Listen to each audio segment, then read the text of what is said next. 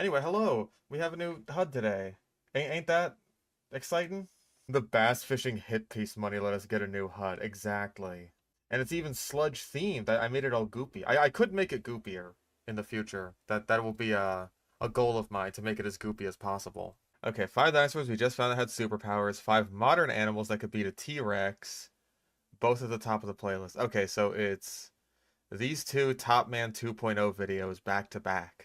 I mean, in total, this is only like 13 minutes.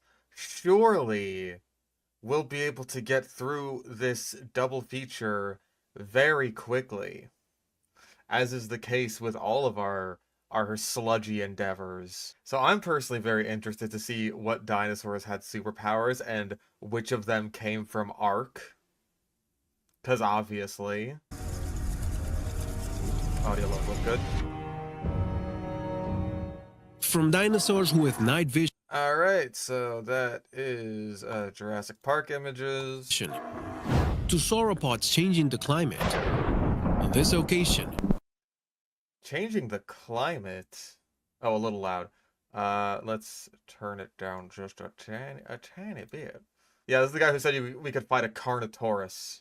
Yeah, sauropods controlling the climate. I have no doubt that, like, herds of sauropods would have been able to change the environment around them in the same way that things like beavers can. There's obviously the famous example of wolves in Yellowstone, like being reintroduced and having a massive impact on the environment. Climate, though, is a very specific term, right? Hold on, he does say climate, right? to sauropods changing the climate. Yeah, climate is like over a super wide area. Or not even a wide area. It's like, God, I vaguely remember that climate is just like it's more large scale as opposed to something like weather, which is like very immediate and very localized. Climate is it's more grand than that. I'm not explaining it very well.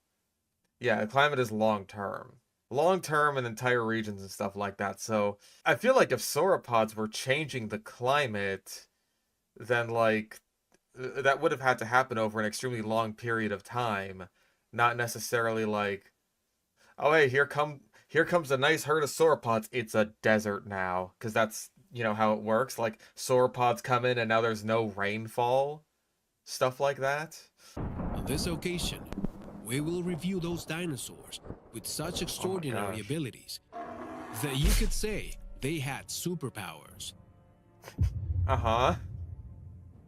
Number 5. The T-Rex and its small but strong arms. We gotta do the T-Rex arms thing, because of course we fucking do. I thought he said T-Rex and its maw, but he said T-Rex but it's small but strong arms. I thought he said maw, like its mouth. It is well known that this dinosaur was one of the most aggressive and dominant, being the main predator that lived at the end of the Cretaceous period. Don't get confused.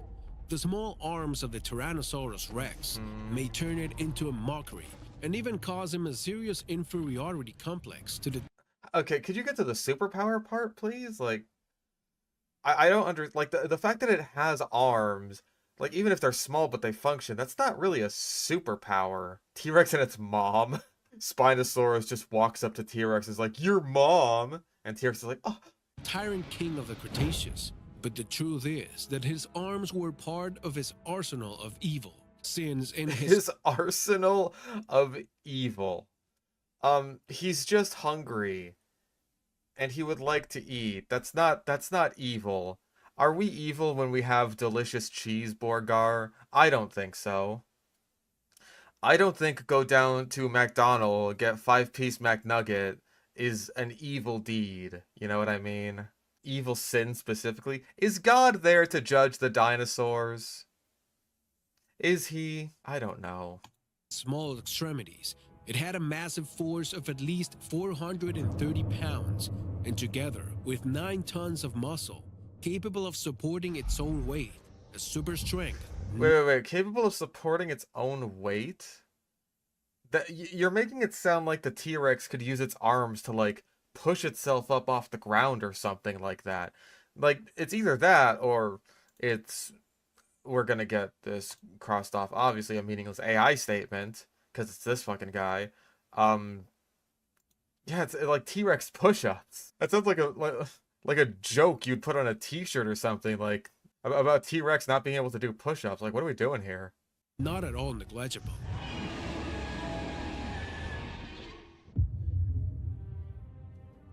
Number 4. So the superpower was that T-Rex had functional arms that were like relatively strong despite their size. I would not call that a superpower. I would call that it has arms.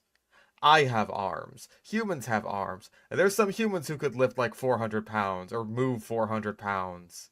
You know what I mean? I wouldn't call that a superpower. Sauropods with the power of thunder. In an Were the power of thunder. Were the power of are they Thor? investigation, they determined that the huge and sharp tail of a sauropod could be whipped at a supersonic speed.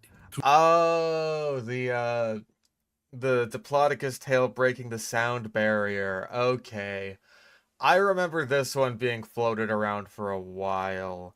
Yeah, okay. I've heard this one before. It was like tossed around for a while. I don't know when exactly the the sound barrier thing was disproven.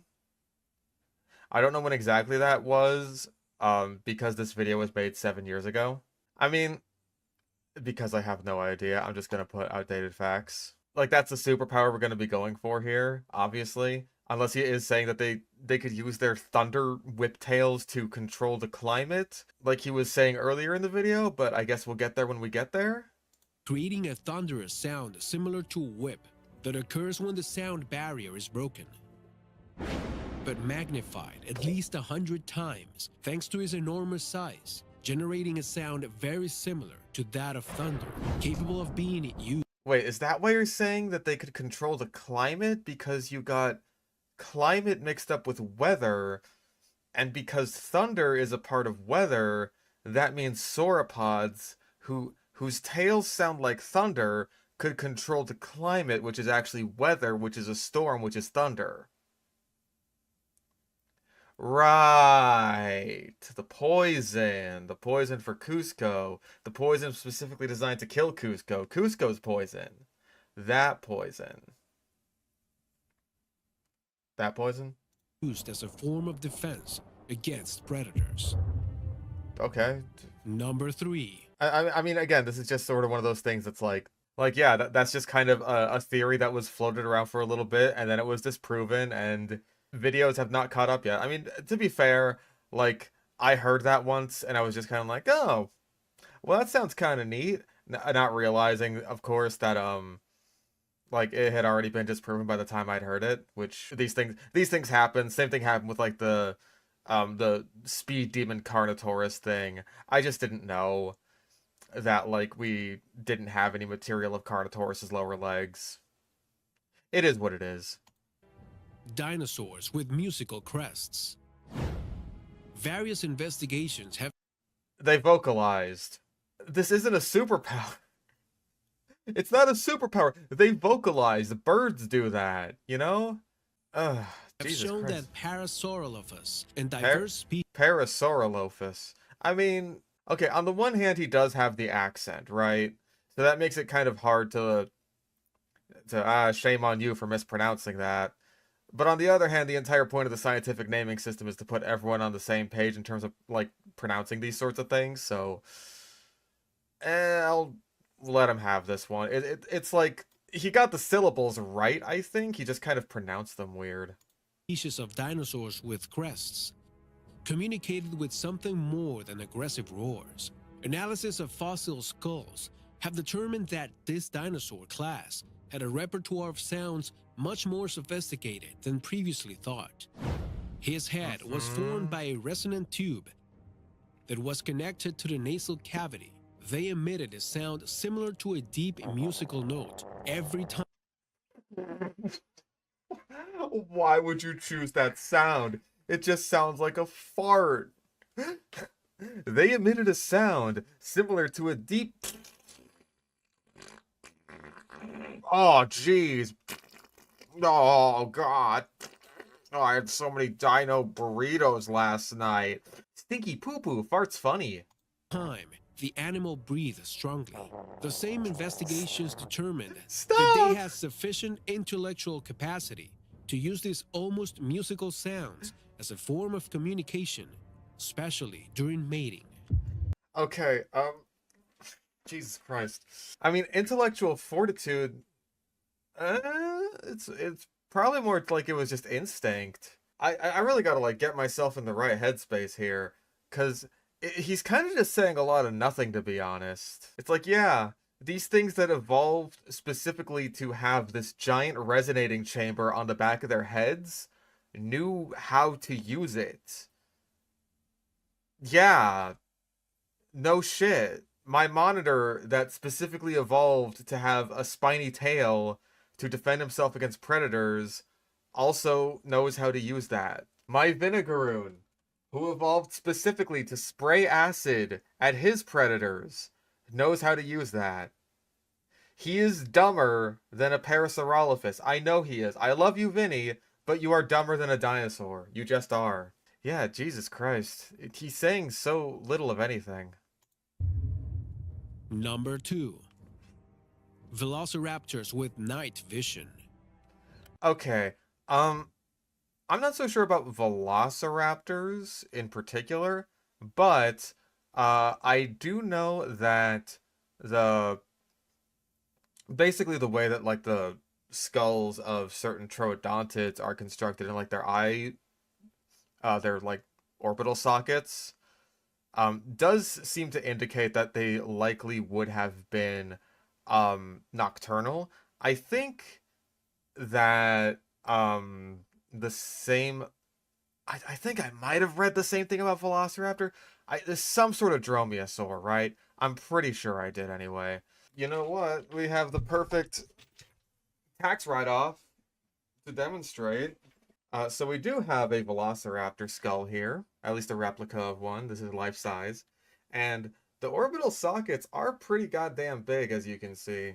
The orbital sockets of Velociraptor are decently large.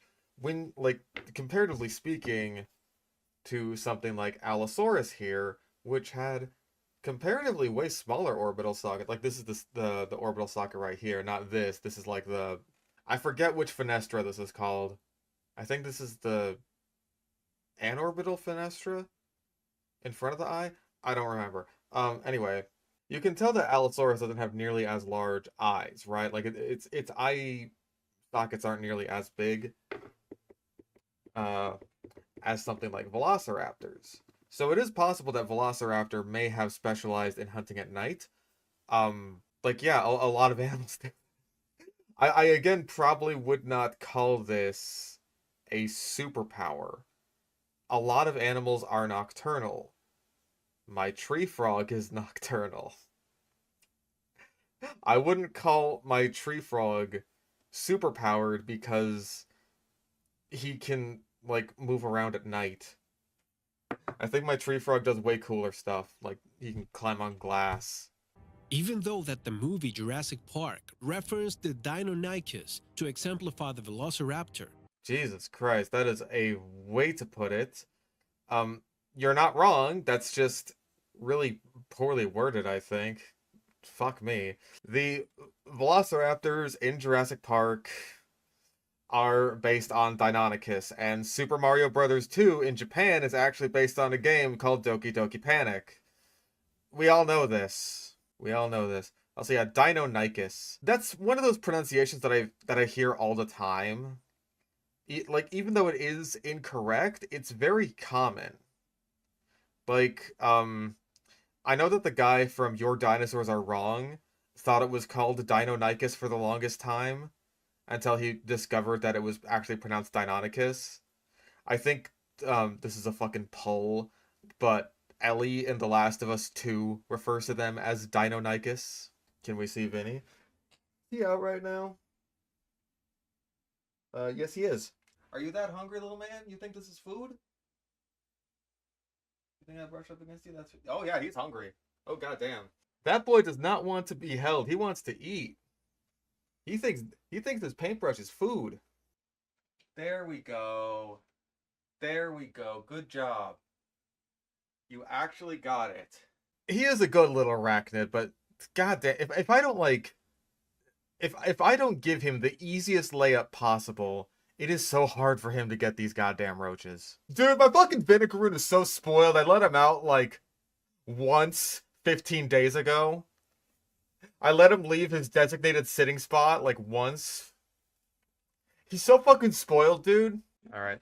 No pet cam today. None of the pets are good for pet cam. So yeah, it's possible that Velociraptor may have been a nocturnal animal. That may even have to do with its potentially what we think might have been its solitary lifestyle, because like there is no evidence of pack hunting for Velociraptors like there is for Deinonychus, and once again, the Velociraptors in Jurassic Park are based on Deinonychus because fucking Gregory S. Paul just I think he just gets a kick out of making things confusing for everyone else.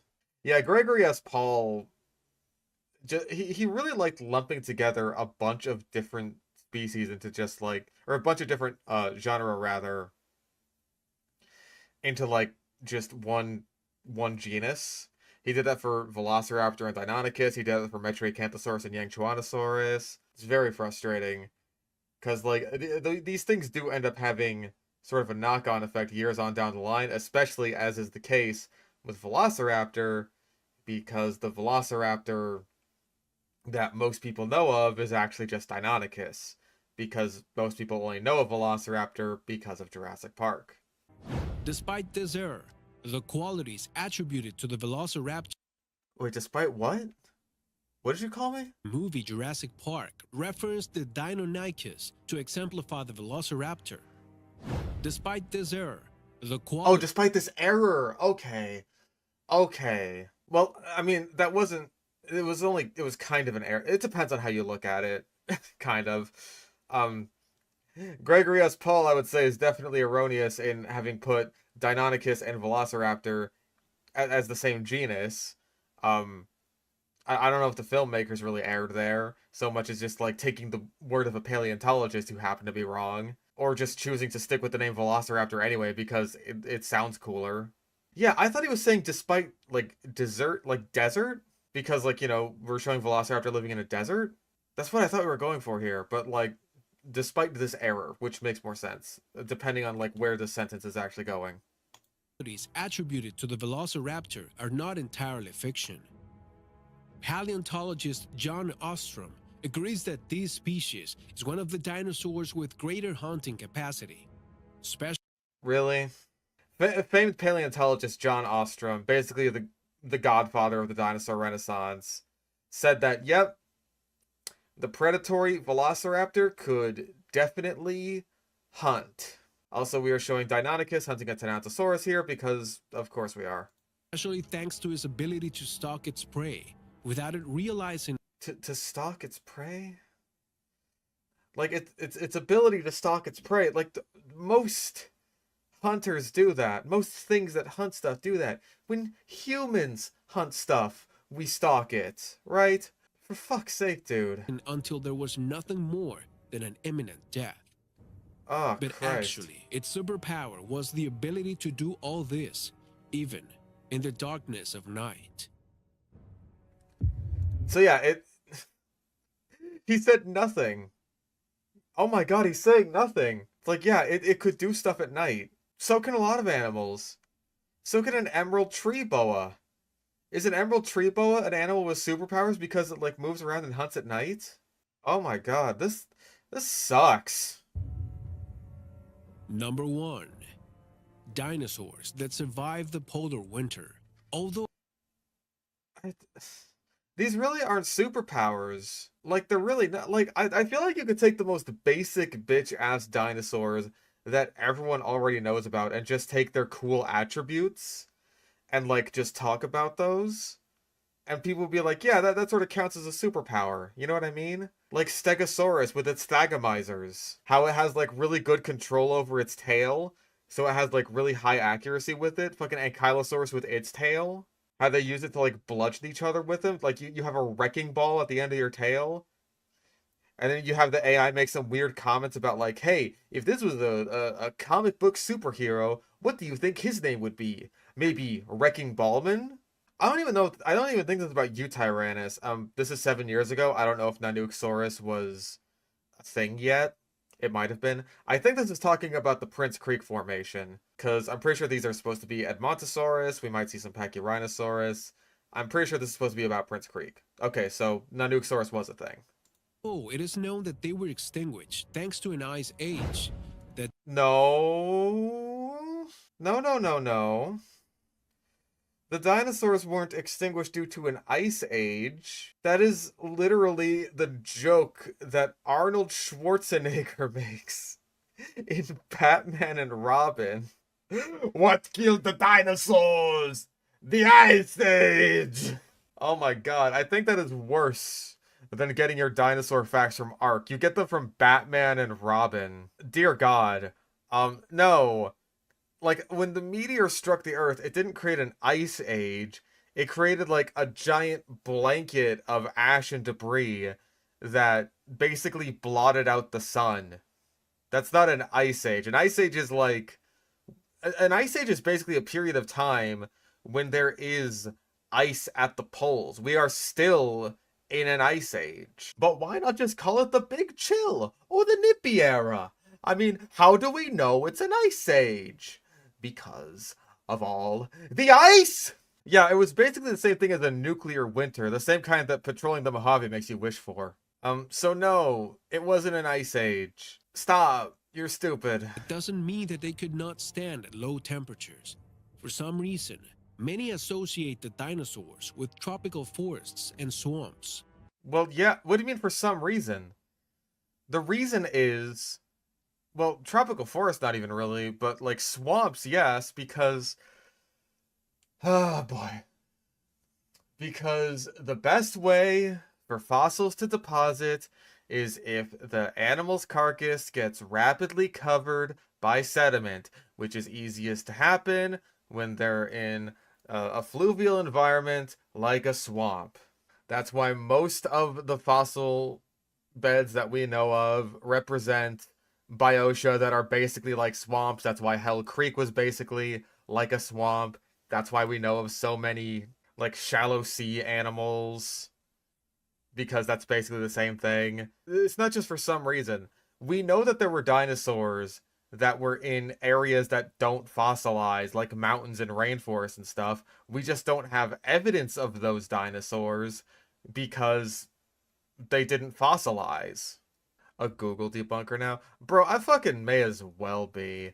Cause like Google is so goddamn useless. Like, I was just looking for that one panel of Pop Team Epic where it's just like, ah, so it's like that, huh? I understand everything now. Doesn't get it at all. I was just looking for that on Google Images, and like it's so fucking impossible to find just like the image and not some fucking Redbubble sticker of it or whatever shit. Like, I just want the image. I want the thing I'm looking for. I'm just looking things up on Google, and it's just like, oh, here's some AI garbage. Here's some fucking Redbubble stickers that you don't want. Just give me the things that I want, Google. You fuckers. Don't make me Bing stuff. I don't want to Bing stuff. Get the fuck out of my face. The reality is that they dominated the Earth for more than 180 million years, and it's hard to believe that at the time, they didn't have to adapt to different climatic conditions. It's hard to believe that during the time they didn't have to adapt to different climatic conditions. Is that a double negative? Well, in any case, he's not saying that to mean anything, because of course he's not. He's gonna say like about a minute's worth of goddamn nothing, and then just say in a single sentence, oh yeah, there were some dinosaurs that lived in the poles, and go no deeper into that, which is so frustrating. Because, like, you could definitely talk about the dinosaurs in the Prince Creek Formation, and, like, all the interesting, like, implications that has, right? Like, I'm pretty sure Pachyrhinosaurus lacustae, which is the northernmost species of Pachyrhinosaurus, if I'm not mistaken, I could be totally wrong about this, like, the the fossils indicate that they lived up north in Alaska, um, pretty much year round, which is crazy because like they would have been just chilling out during the long Arctic nights, right?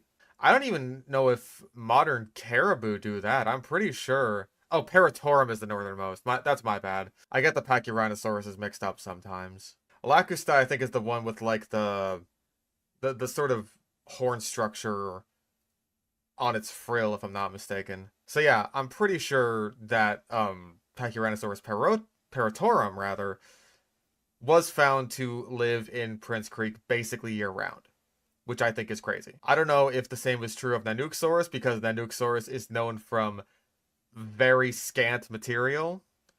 I think there's some relatively complete troodontids, but I'm not sure if there's enough to suggest like whether or not they would have been year round there as well. But I could totally believe that if any dinosaur would have been year round in an area that turns basically pitch black for months on end, like yeah, it would be a troodontid, pretty much because of the whole hey, they're likely nocturnal and can see really well at night thing, which is also a superpower. So there you go. Prince Creek wasn't even that cold. Even if it wasn't that cold, these guys are still sticking around during like the time where there's no sun for a good portion of the year. For example, the Nanicosaurus, There it is. close relative of the Tyrannosaurs, That counts. was able to live months of ice and cold in the northern landmasses of Alaska. The zero zone. All right, what's it gonna be? What's it gonna be? Wait, it is changing the weather. What the fuck? Dinosaurs changing the weather with their flatulence.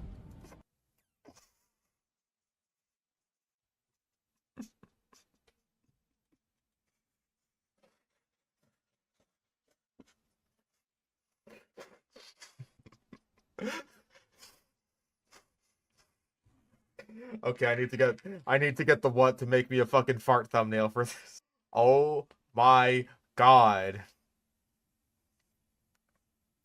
Changing the weather with their flatulence.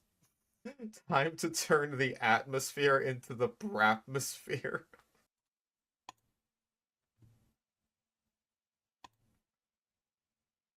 I can assume that this is kind of extrapolating on the fact that like, you know, we have the issue of modern day cows, right? And we have so many fucking cows.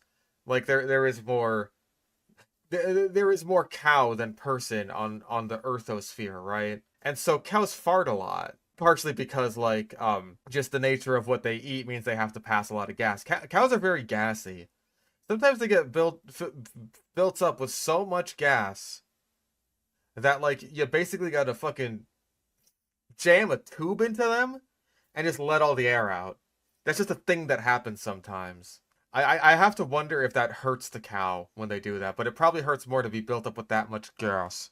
The Mesozoic atmosphere is now filling with gas. In this room, I farted gas. But yeah, like basically, the thing is that cows fart so much, and there's so many cows, and they have lots of methane in their fart, and that like burns a hole in the ozone layer. Like that's the the thing, right? I'm guessing he's saying that's the same thing that happened with the dinosaurs. I really don't know if we can definitively say that the climate at any point in the Mesozoic was like all that impacted by dinosaur fart gas. I think there's a lot of factors that go into that.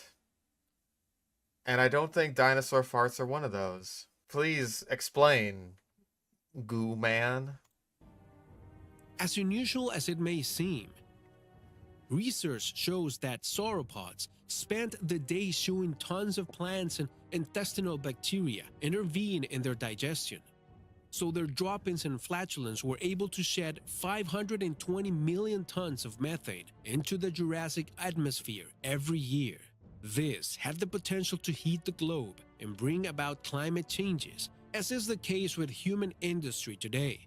Surprising, isn't it? Is that it? Yeah, just surprising, isn't it? And if you want to be a pedant about this, which I certainly do, then I would also say that sauropods can't chew their plant matter. That is just awful. So much of that was nothing, and then we just got hit with a big fart at the end of it. 15 most dangerous prehistoric creatures in history by 4 Evergreen. We will maybe look at that one after 5 modern animals that could defeat a T-Rex. Every single one of these is going to be wrong. And since we're doing 2 relatively short ones by the same guy back to back, we'll count this into the same bingo. Tyrannosaurus rex was one of the most dangerous and deadly dinosaurs of the Cretaceous period. In those His voice sounds different now. Oh my god, the dislike ratio. Holy shit. Modern animals that could defeat a T-Rex. Okay. I don't know if there's any modern animals that could defeat a full-grown T-Rex. Like an elephant maybe if it got lucky, and maybe a whale, but then I would just like say that the whale's got home court advantage because T-Rex is swimming around while the whale can do whatever the fuck it wants. We'll turn up a little bit. Last one was too loud. This time he's too quiet. Get your shit together. I mean, I say that with my audio quality, but historic times, it was at the top of the food chain. There was nothing and nobody that could stop it. But now, in the age we live in, do you think there are any species that could stop and even defeat a Tyrannosaurus rex in a fight? Oh god, he's gonna say like some venomous snake or something, like a king cobra could do it. Like, oh, one bite and T-Rex, yeah, kind of freaking done.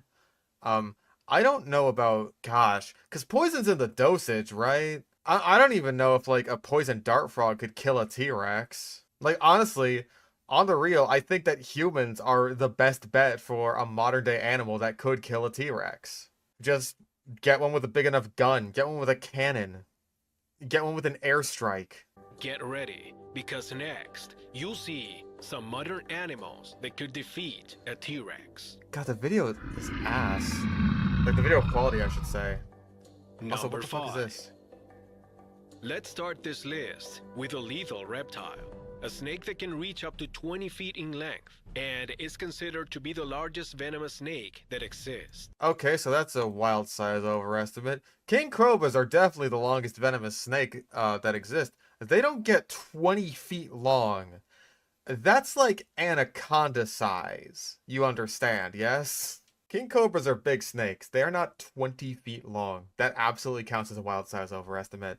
And again, poison is in the dosage. Of all this, like the venomous animals that exist today, a king cobra might have a decent chance of having its venom affect a T-Rex because king cobras are like snake-eating specialists, right?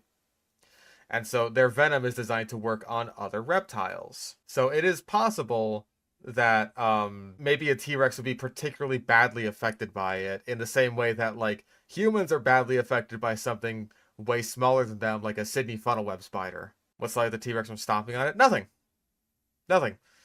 It's here's the thing. This would not be, oh, the king cobra beats the T-Rex. This would be, it's a draw, but the T-Rex dies eventually. The other issue I would think is that like the T-Rex's scales might be too tough for the king cobra to actually pierce with its fangs. I don't know how long a king cobra's fangs are. I don't think they're long enough to pierce through the skin and like inject the venom into the bloodstream of a T-Rex, unless it like bit the T-Rex on the tongue or something. Oh wait. Okay, on the inside of the mouth, because T-Rex's tongue would have been flat against the bottom of its throat, I'm pretty sure, if modern crocodiles are anything to go by. Maybe if it, like, bit him right on the eye. That might do it. Get it right into the brain. In that case, sure, I'll give that one to you. A king cobra, if it managed to bite the T-Rex directly on its eyeball, might just be able to beat a T-Rex in a fight. Or at least, draw a T-Rex. Even deliver high enough dosage. That's the other thing, is there's so many things to consider here. Would the king cobra's venom be effective? If it like was gonna be effective, Could it pierce the skin?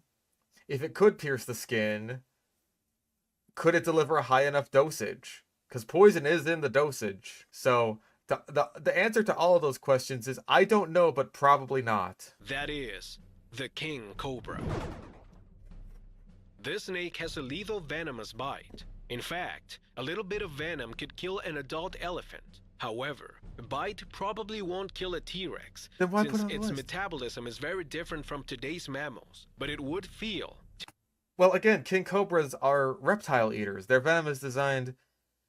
Their venom isn't designed to kill elephants. You understand that, right? Like, if you're actually if you're trying to make a case for the king cobra being potentially able to beat a T-Rex, that's what I would say, right? Like, that's basically what we already just went over. Like, its metabolism is different, sure, but like, I'm pretty sure the T-Rex also has a lot more weight on the elephant. You know what I mean? Terribly sick. Needless to say, the Tyrannosaurus would not notice the presence of a real cobra. That is a rattlesnake, unrelated to B-roll. That totally counts. Due to the creeping nature of this animal, until it was too late, the cobra would have the advantage of the first bite. The cobra would have the advantage of the first, but okay, you're making it sound like the cobra is going out of its way to like attack the T-Rex when this is absolutely not even remotely how this would go down. Snakes really don't want to use their venom because venom is very expensive for the snake to produce. And yeah, cobra, that's a butcher pronunciation, and we're overhyping an animal. That's not how it works. Like, the king cobra would bite a T-Rex defensively, if at all. The T-Rex, if anything, would have the advantage of the first bite because it would be the thing that wants to bite first to begin with. If anything, like, the cobra hiding around just makes it so the T-Rex doesn't notice it at all, and then the T-Rex would like almost step on it, or maybe step on it a bit, which causes the cobra to like bite it on the foot or something. That just gets us right back to the issue of, can this thing's fangs even pierce the T-Rex's hide, especially on its feet? Like, fuck if I know. After which, it would simply flee into the bushes or rocks, where it would be impossible to see. The T-Rex probably didn't know what bit it, so it wouldn't even try to chase it. The T-Rex didn't even know what bit it.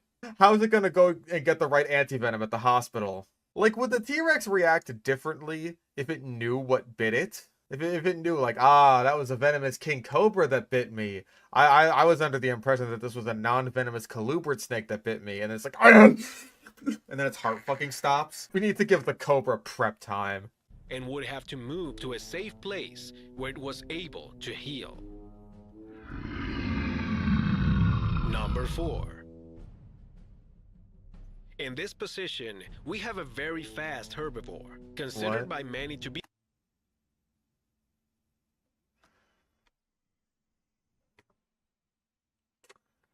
a hippo. Listen, okay, my understanding is that the Jurassic World Chaos Theory show has a hippopotamus fight a Suchomimus, and the Suchomimus wins. But it's like a fight, right? In real life, that would not even be a fight. Suchomimus is much bigger than a hippo, and T-Rex is much bigger than Suchomimus. So, no. A hippo absolutely could not beat a T-Rex in a fight. That is ridiculous. Don't be ridiculous. You have a much more obvious example of African megafauna to choose from with the elephant. The elephant is at least comparable in size to Triceratops. And Triceratops, like, we know, could probably have fended off a T-Rex, right? Like, that absolutely happened in that, like, you know, T-Rexes must have been, you know, killed by Triceratops. They bit off a bit more than they can chew. Elephants are comparable in size to those, and they do have weaponry in the form of their tusks, in the same way that Triceratops has it in the form of their horns. An elephant's tusks are not nearly as large and robust as a Triceratops' horns, but it's something. I give a fucking I give an elephant a way better shot against a T-Rex than a hippo. Be the most deadly herbivorous animal in the world today, an animal which has a reputation for causing more deaths in Africa. Here we have the hippopotamus. It's relatively small compared to Tyrannosaurus rex. Yeah, so it would lose. But that wouldn't be the slightest problem, quite the opposite. Although it doesn't. Big old hippo trot. How easily could a T-Rex bite into a hippo's hide? I would say very easily, because it's designed to... Here's the thing. T-Rex's bite is designed to, like, shatter bones. The hide is, like, not even a concern at all. It's like eating the skin off of chicken. That's basically what we're talking about here, as far as T-Rex is concerned. And again, T-Rex is designed for eating animals that have way thicker hides than hippos. It's trying to eat like Triceratops and even Ankylosaurus and shit, and those have like scales and stuff and thick ass hides. Like T-Rex would have no fucking trouble killing a hippo whatsoever. What would a hippo bite do? Not much to a T-Rex. Like a hippo bite would probably hurt. Like I can trust that a hippo's tusks would absolutely leave a gash in a T-Rex face. But that's about the best you can hope for, really. Like, that's assuming that, you know, the T-Rex even gives the hippo a chance to make a move on its face. And I say that, it makes it sound like they're kissing. Which they probably wouldn't. Like, it could suck for a T-Rex. Like, again, this is a situation where the absolute best case scenario for the hippo is the hippo manages to gore the T-Rex like a little bit with its tusk, like as much as it's physically able to, and then that wound gets infected and the T-Rex dies of infection. So again, it's a draw in the absolute best case scenario. The hippo is just Rango talking about how he killed all them Jenkins brothers. Except they're all T-Rexes. Wait, what happened to the last one? Hell, he died of infection. And then everyone starts cheering. Look like it, the hippopotamus can reach up to 40 kilometers per hour. By contrast, the T-Rex top speed was just 24 kilometers. Wait a second. This is literally just, I'm sure to win because my speed is superior. Oh my god. No. In that case, a hummingbird could beat a T-Rex. Give me a break, dude. Per hour. If the Tyrannosaurus reached the hippopotamus, it would be difficult for it to take a good bite, since it would have to bend over to do so. That is, if the hippopotamus doesn't bite first. A hippopotamus bite can easily break a T-Rex's leg. Break the T-Rex's leg? I don't think so. Again, it could, like, punch a hole in it, maybe, if you got lucky. You understand how strong T-Rex's legs have to be, right?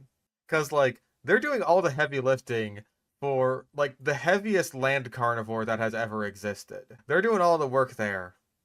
If they broke so easily that, like, a hippo's bite could break the T-Rex's leg, I don't think T-Rex would be all that successful. So far, the dinosaur is in a bad way, and we're barely on dry land. As you know, the element of the hippo is water. If both animals were to meet in the water, the T-Rex would die quickly. It would die quickly. We have passed the point of ambiguity. It's just like, no, He-Rex, He-Rex, hippopotamus, just like, no diffs T-Rex in the water. Give me a fucking break, dude. That is ridiculous. It does not matter if the hippo is in the water. It's not even like the hippo is all that much faster in the water because of, you know, drag. That's something the hippo still has to worry about. Okay, so the name hippopotamus means river horse. That's not because hippos have a strong resemblance or even really relationship to horses outside of being ungulates. It's because hippos don't swim. They kind of like, they like trot along the water's floor, like the riverbed floor, right? So they're not all that fast, or like, I shouldn't say they're not all that fast in the water. Like, they can really get going, especially in like shallow water where they're just kind of like galloping, and there's videos of like boats being chased after. But like, they're not circling the T-Rex like sharks, you know what I mean? The thing with hippos is that most of the things in their environment are a lot smaller and shittier than they are. When hippos come into contact with elephants, hippos get out of the way. T-Rex is bigger than an elephant. Hippos get out of the way. Today, the small, agile, common crocodile has a better chance against a hippopotamus than a tyrannosaurus.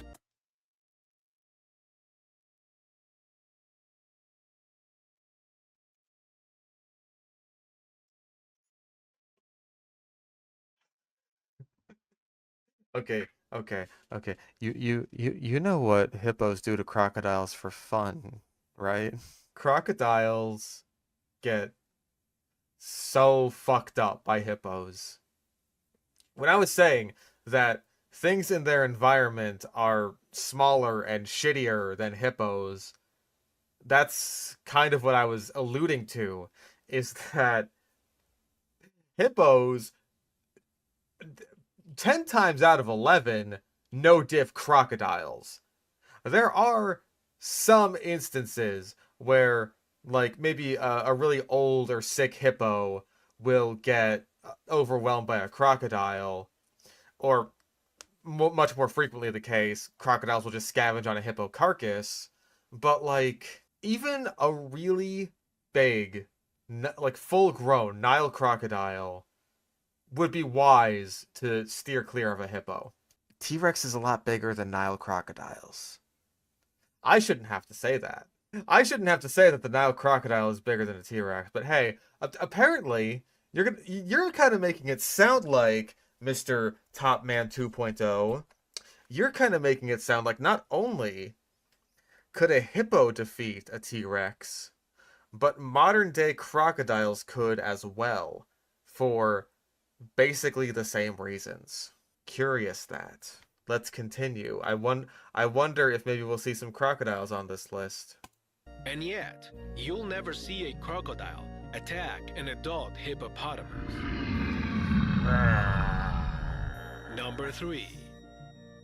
If the hippopotamus didn't strike you as the most suitable to defeat a Tyrannosaurus Rex, It didn't. in this place, we have a much faster animal with better weapons to face. Oh god, don't say a cheetah. Don't say a cheetah. Don't say a cheetah. No. Don't say a cheetah. Please don't. No. Don't say a cheetah. He's gonna say a cheetah. The T-Rex, an animal capable of living for up to 60 years. In this place, we have the rhino. I thought it was gonna. He said like much faster, so I was like, oh god, he's gonna say cheetah. Are rhinos even that much faster than hippos? I feel like they're kind of like similar ballpark. I'm gonna be real. I feel like rhinos and hippos are about in the same league against the T-Rex. Really, I might give hippos the better shot just because, again, like, a hippo's tusks are a lot sharper, so they have more of a chance to, like, leave a gash that, again, could get infected. A rhino, I don't know what a rhino could really do against the T-Rex. Like, it could ram it, sure, like, it could charge at it and ram it with its horns, but, I don't know, unless it was, like, a really sharp horn and it got really lucky. I don't know, man. Some rhino species larger than hippos? Not meaningfully enough that I think, like, oh, that makes a big difference in this matchup. I really don't think the rhino has all that much going for it in this fight. Like, consider that a rhino is basically just a smaller mammalian triceratops with really more of a centrosaurus situation, but whatever. That's apples and oranges.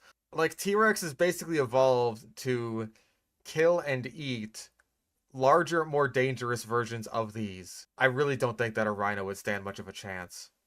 Again, it would have to get so ridiculously lucky. Like 1 in a million a rhino kills a T-Rex. Like it would have to like manage to charge straight at it and just completely ignore all survival instincts, charge directly at the T-Rex, like have a really big, sharp horn that is able to impale it in the gut and just basically disembowel the T-Rex.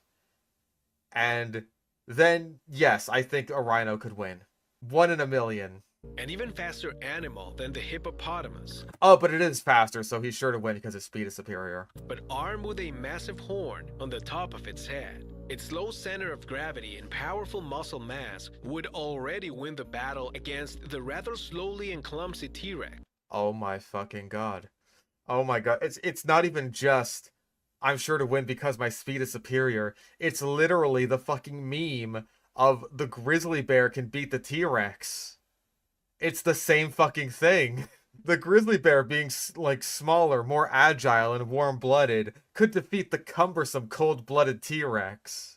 I hope we get a grizzly bear later on down the list, please, for the love of A God. single launch would leave the Tyrannosaurus on the ground, with several bones pulverized. Furthermore, How big do you think a fucking T-Rex is, dude? Seriously, how big do you think a T-Rex is? How big and how brittle? Because I'm fucking losing it right now, dude. it should be stressed that modern mammals are very intelligent compared to the T-Rex, Not rhinos. Rhinos are pretty damn stupid from what I understand. whose brain was the size of a peanut. Okay, Will Ferrell in Land of the Lost. I mean, you're comparing these brains next to each other in size, and like, T-Rex's isn't even really smaller. It's just shaped differently. Like, if you were to measure all these mass-wise, they'd probably be, like, relatively similar if I had to guess. Oh my god. The size of a peanut. Rhinos have bad vision. Hey, you know what has fucking awesome vision? T-Rex. I feel bad for T-Rex in this video. I usually don't. Oh, rhinos don't have bad vision. They're just assholes. I believe it. I can believe that, honestly. Like, this guy is just saying, oh man, T-Rex couldn't win against fucking anything. Like, it makes me feel bad for T-Rex. Like, I know better, obviously, thank fucking God. But, like, dude, can you give T-Rex a break and say that, like, a regular-ass rhino wouldn't shatter all of its bones? Come on, man. They could develop tactics and learn from their opponent in a matter of seconds.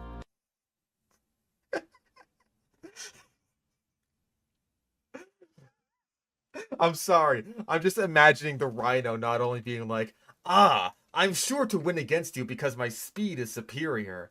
Ah, I see you're going for the bite attack. Well, according to my calculations, oh god, and then it like bites its fucking shoulder off. The Tyrannosaurus would only go head-on into its own death. Only go head on until its own death. Okay, we're running into this theme a lot recently, where apparently the AI goop monsters that make these fucking videos seem to think that every single predatory animal in the world is fucking stupid. And just like runs straight at its prey with no thought whatsoever. And I'd really like to know where the fuck this is coming from. What animals are you looking at that give you that indication? And why would you think that dinosaurs would follow that trend? I don't understand at all. Number 2. The size and weight No. dimensions of Tyrannosaurus Rex Please say a gorilla. are often exaggerated. The What? monsters we see in the movies, the size of a house, that knock down structures and overturn trucks, are nothing more than fiction. The reality is that the largest T-Rex specimen ever found was barely 4 meters high, 12.8 meters long, and estimated to weigh about 4.5 tons. Okay, that's... He says only, right?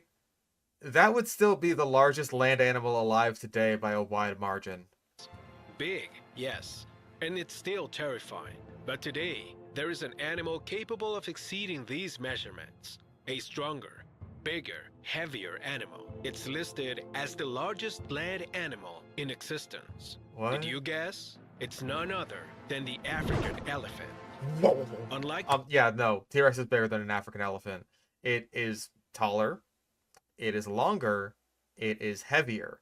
I really thought he was going to go for a whale. But, like, hey, this is an animal that I could potentially see, especially if it was, like, you know, not a one-on-one, but, like, a group, as elephants so often are in, then, yes, I could definitely see that an elephant has the best chance here, right? Of any of the animals we talked about so far, that is at least like a solid step up from everything else we've seen. Like it is really the social structure of the elephants that I think give them the best chance here, not just their size, right?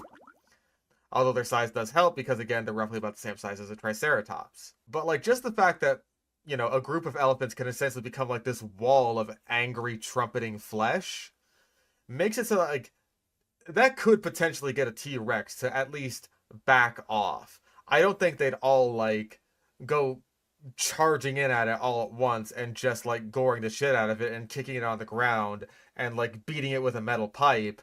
But I think that they could at least, like, a herd of angry elephants could at least intimidate off a T-Rex, unless of course the T-Rex had a crashed plane nearby that it could bang on and then make the elephants go, oh! The T-Rex, it's commonly believed to be smaller than it really is. What? What? Commonly believed to be smaller than it really is? After you just said that, like, its size is often over exaggerated. I don't know what the fuck you're saying at all. Is there anything for this on the bingo board? That's like the opposite of repeating yourself. Oh yeah, number one. Actually, the 0 zone probably is gonna be man. Did we go with like scary / dangerous creatures harmless to a T-Rex? I feel like that's relevant here. Also, we do have biggest ever because like he was talking about like the biggest land animal.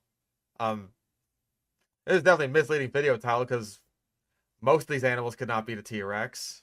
Okay. Example, the largest elephant found was a male elephant.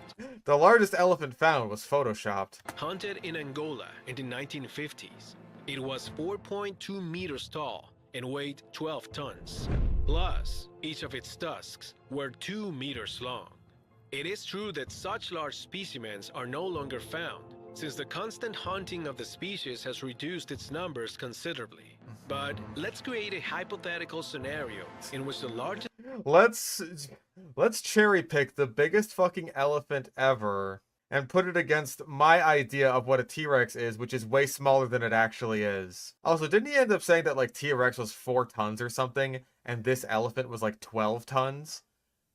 You've probably got it the other way around if I had to guess. I don't think an elephant could exceed 12 tons. That sounds insane to me. Yeah, it's ridiculous. Just T-Rex and elephant face off. Who would win? The T-Rex's attack consists of biting directly into the neck, neutralizing its prey. But the I mean, it could bite basically wherever the fuck it wanted because its bite force would explode the bones of anything it came in contact with because T-Rex is fucking insane. Elephant has a short, robust neck. Also, there would really be few Also, short, robust neck, that doesn't really matter, right? Like, saying that the only way the T-Rex could get, like, definitively get a kill on an elephant is by biting onto the neck itself is ridiculous. Especially considering, like, you know... So Triceratops, right? For one thing, relatively short neck. For another thing, well-protected neck. Neck covered by big frill. Big frill that Triceratops could just, like, kind of... be like, can't get my neck, can't get my neck. T-Rex killed it anyway. And then when it was done, it ripped off Triceratops's fucking head. It rent its skull from its fucking body so that it could have a nice little nibble on the delicious tender neck meat inside. The T-Rex would grab the elephant's trunk and swing it around like a Bowser. So long, Bowser! Places where a bite could be fatal to the elephant. On the other hand, the elephant can charge at the Tyrannosaurus at high speed, knocking it to the ground, from where it would not be able to get up. It is then that it would take the opportunity to tear the flesh of the dinosaur with its fangs, or crush it with its front legs. Number 1. Man. Previously, we saw that the king cobra can weaken a Tyrannosaurus rex, which would drive it away and leave it greatly weakened. He's gonna say another fucking snake, isn't he? The African elephant, the hippopotamus, and the rhinoceros would defeat the T-Rex in a fight, forcing it to retreat or kill No, it. he's gonna But say there is still one animal that can kill the king of the dinosaurs without giving it a chance. it's man. An animal that has a venom capable of killing up to What? 250,000 mice with one bite. This Is it the inland taipan? is the inland taipan. God damn it. No, no, the easiest layup in the world. It was man all along. The easiest layup in the world. It was man. Come on, dude. Why is the inland taipan so much better than the king cobra? Again, the king cobra's venom is designed for eating reptiles. The inland taipan pretty much only eats mammals. There's no telling if the inland taipan, like, if its venom would be more effective against reptiles than it would be against mammals. Like, inland taipans are some of the most venomous snakes to us as mammals, but like their venom is specifically designed to kill mammals. Man is in the secret zero zone? I don't know if there's enough time for a zero zone in this video. If there is, then it better be man. The most poisonous snake in land. No, it's not the most poisonous. That's like the... there are poisonous snakes. I think it's like called the keelback snake? Something like that. The inland taipan is not poisonous. You could eat it just fine. It's venomous. It's venomous. There's a difference. Animal in the world. One bite from this reptile would Also, I don't even know if it's like the most venomous animal in the world. I think like some box jellyfish might give it a run for its money there. At least in terms of its potency on humans, and in terms of poison, then you have poison dart frogs, who are very potent for especially how small they are. As far as snakes go, as far as I'm aware, inland taipans are like drop for drop the most venomous, at least again to us humans, because venom works differently on different animals. Some animals are totally immune to certain kinds of venom. Like, I'm pretty sure mongooses are basically unaffected by cobra venom, which is why they can just like tango with cobra so easily. Meerkats also, I think, are decently resistant to lots of different kinds of venom, especially to like scorpions and stuff, because they eat a lot of those. Badgers too, apparently. And also, that is the same case with poison. There's plenty of animals that eat like poisonous animals, but like they've basically evolved to not be affected by the poison anymore. Hognose snakes in the wild tend to eat a lot of toads, and toads by and large are pretty goddamn poisonous, or at the very least very foul tasting. And I actually did see something that's like, because hognose snakes do end up eating a lot of toads, like when they do their defensive display where they like play dead, like they may also actually be kind of sort of excreting toad toxins, which may make them both mildly venomous, which they are, and also mildly poisonous, which is weird. Not a lot of snakes like that, but there are a lot of snakes like inland taipans. It's a pretty standard elapid snake. It's just that its venom is really potent, probably because it is an inland Australian snake, and so its venom has to be potent because, hey, there's not a lot to eat out here. If I find something, you bet your ass I'm gonna hold on to it and keep it. I'm gonna find something out here and it's gonna die. would kill an adult human within 40 minutes. In fact, a single bite contains enough venom to kill 125 people. Well, single by 125 people. Let's average that out at about 200 pounds a person. So 125 people. Let's just assume, right, that this has the same effect on a T-Rex as it would a person. So 150 people, I think he said, at like 200 pounds a person, we'll call that an average. So that is about 3,000 pounds. That's about a ton and a half worth of flesh for the venom to work on. Even by your dog-ass estimates of T-Rex only weighing like 4 tons, that's still way too... That's not enough. the Taipan would have to fucking unload basically all of its venom, I think. In a T-Rex, the bite would cause muscle weakness, then paralysis and And difficulty then it would breathing. smell. The kidneys would stop working and the blood would clot in the veins. It would also destroy tissue and nerve endings, causing excruciating pain. Within an hour, perhaps two, the largest predator of the Cretaceous period would die in agony, defeated by an animal so small. Again, I sincerely doubt that the Taipan would be able to do this. Hell, like, I for as venomous as they are against humans, I'm really not even sure if an inland taipan has ever actually managed to kill a person. I know that there was one time where an inland taipan got close. Basically, there was a venomous snake keeper who ended up getting bitten by his taipan, and he's like, "Oh shit, gotta go to the hospital." And we're gonna have to get some. I believe he was in either. I think it was in Florida.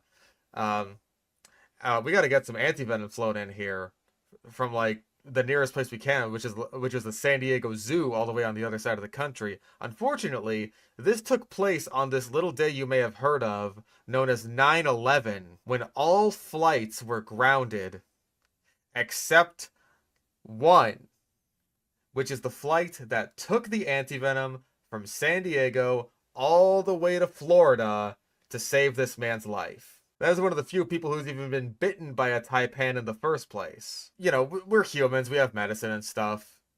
But the T-Rex has like several tons on its side to, you know, disperse some of that venom. So I think it would have been alright. Also, is my neck like ridiculously white? Is that just me? I'm like looking at myself, and it's like my face is pink. And then my neck is just like ridiculously white. I don't know why that's happening. Anyways. All this suggests something very interesting.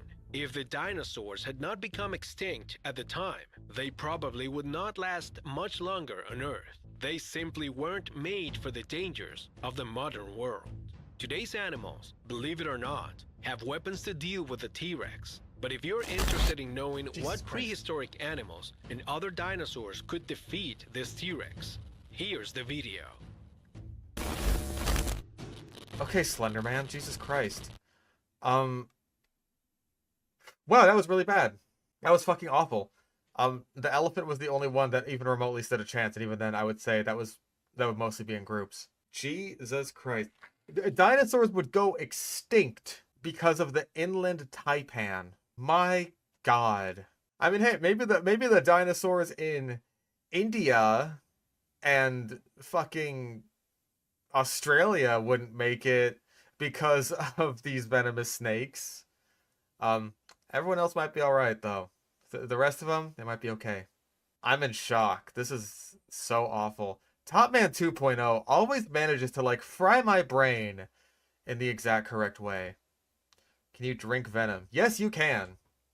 You can drink venom just fine. So when Rattlesnake Jake offers Rango a shot glass full of his own venom and says, "Thirsty, brother," Rango could have drank that just fine. Unless he had like a canker sore or a stomach ulcer, you know, some kind of open wound anywhere in his digestive tract, then he would have died. Yeah, as long as the venom doesn't get into your bloodstream, you're totally good. I'm pretty sure I remember seeing an episode of like a documentary that Jeff Corwin hosted where he actually like took a little sip of venom and he was like totally fine. I mean, he did like a little bit where he's just like, come to think of it, don't I remember having a canker sore? And then he like falls over and calls for a medic.